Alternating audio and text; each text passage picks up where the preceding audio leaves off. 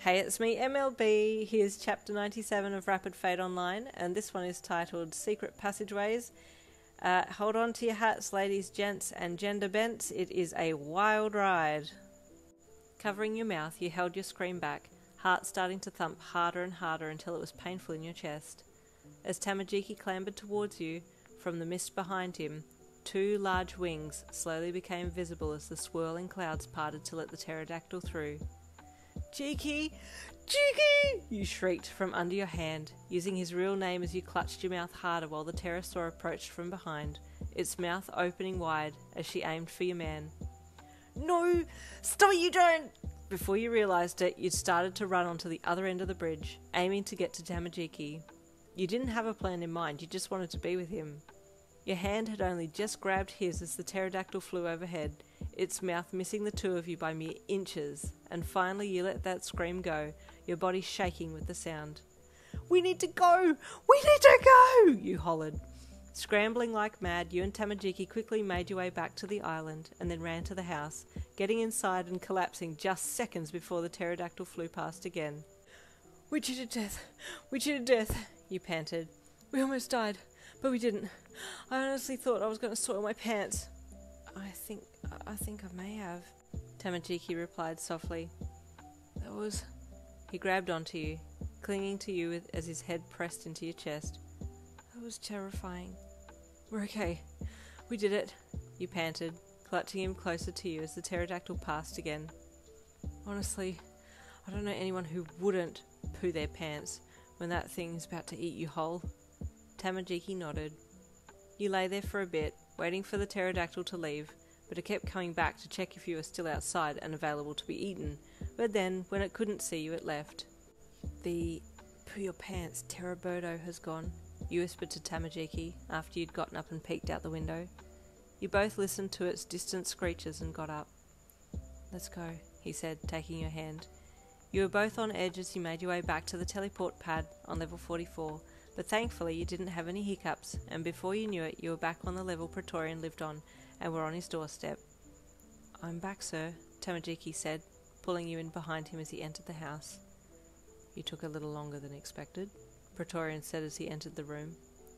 "Yes, we had a little trouble, but it's okay," Tamajiki replied. "This is my girlfriend, Praetorian, the one my friends rescued yesterday." "I'm sorry for the experience that you had with your previous contractor," Praetorian said to you. "Oh, it's okay. My boyfriend and his friends showed Master no mercy. It was a pleasure to watch, to be honest," you said with a smile. Praetorian nodded. "Glad to hear it." "I'm still looking to gain experience, though," you added, keeping to the original story that you and Tamajiki had spoken about. "Well, I usually don't take on contractees, but I've made a contract with your boyfriend here because I can see him becoming a good guard.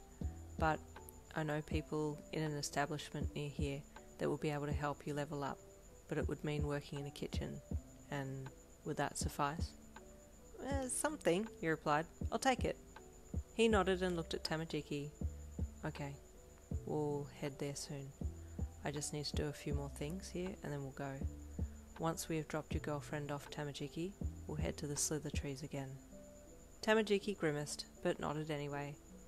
In a few more minutes you were both on your way, following Praetorian to the other end of town to a building there. He pushed the door open and you both entered, following him down a hall that had rooms with doors numbered either side of it. "What is this place?" you thought. Praetorian got to the door with number 11 on it and pushed it open. You walked into a dark hall, very similar to the one that you had walked into when you and Tamajiki had been separated into rooms before you'd been purchased by Master. "Wait, are these secret level connectors?" You squeezed Tamajiki's hand to get his attention, and he looked back at you and nodded. He had figured it out as well. "So that's why level 11 was so dead. Everyone gets brought up to this level through these secret doorways. Do they only connect level 11, 13 and 14? I saw more doors. Maybe there's a whole labyrinth." Praetorian pushed the door open on the other end and you blinked as the bright daylight shone boldly through the door. "Okay," he said. "Here we are." He led the way out to the other side, and you recognised the room that you had originally been brought into when you first came to this level. You continued to follow Praetorian as he walked out of the room and walked to the back of the building to where there were a number of women and men busying themselves making stuff in the kitchen there. Delilah, Praetorian called to a young chef there. She looked up and smiled when she saw him. "Hey," she greeted brightly. "Come in. I wasn't sure if I was going to see you again, but I made these for you." She grabbed a small travel basket off the bench and walked over, holding it out shyly to him.